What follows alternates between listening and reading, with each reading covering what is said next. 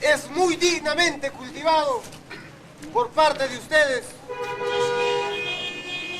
En realidad, no cabe más que un jolgorio en nuestra vida, en ese momento muy importante, que tal vez en muchos años y en muchas décadas no se va a suceder.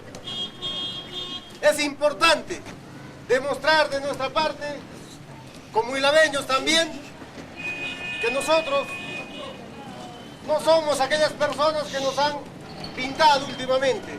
Por el contrario, mantenemos una condición firme, una convicción por la cual como seres humanos y ciudadanos nos desarrollamos en los diversos rubros que el ser humano puede cultivar, dejando de lado cualquier virtud de la vida que haya podido pasar.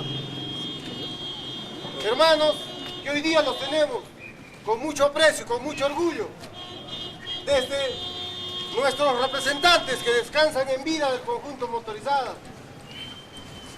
los hombres que hoy día los ven de repente con avanzada edad, que siempre han sabido cultivar la nueva generación.